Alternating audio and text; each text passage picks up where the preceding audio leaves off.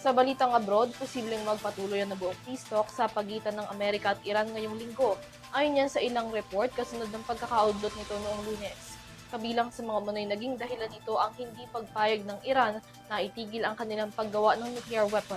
Alamin ang detalye sa report ni Son Santiago.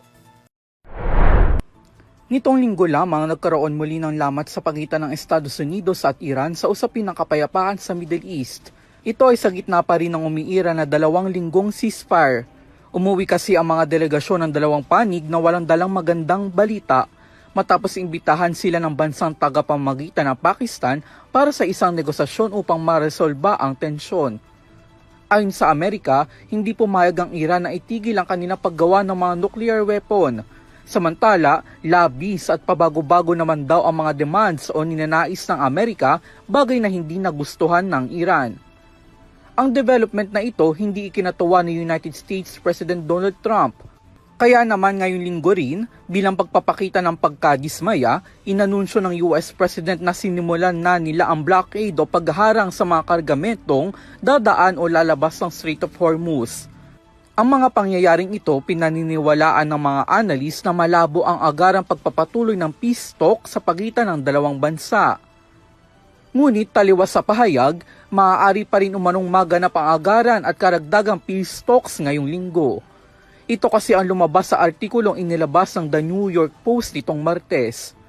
Ayon sa kanila, maaari magkaroon ng panibago o round 2 ng peace talks ang Amerika at Iran sa susunod na 2 araw ayon mismo kay US President Donald Trump.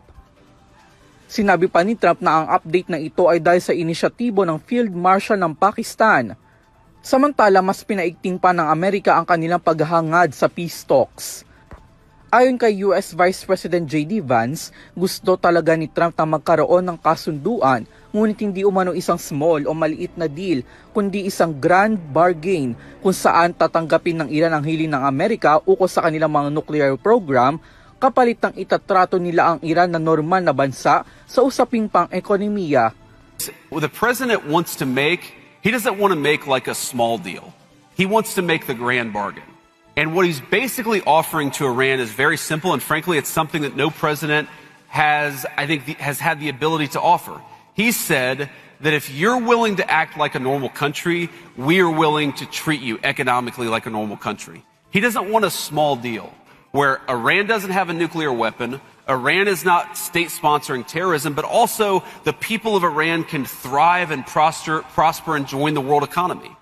And that's the trade that he's offering. It would be great for the world, it'd be great for our country, it'd be great for everybody. So I'm going to keep on fighting to make it happen. Sa kasalukuyan, wala pang direktang sagot ang panig ng Iran sa panibagong peace talks hanggang sa mga oras na ito. Ngunit ayon sa Reuters, kinumpirma umano ng ilang mga opisyal sa Pakistan, Iran at Gulf countries na posible ang panibagong peace talk ngayong linggo din sa Pakistan. Para sa EuroTV News, ako si Son Santiago, sumasaludo sa bawat Pilipino.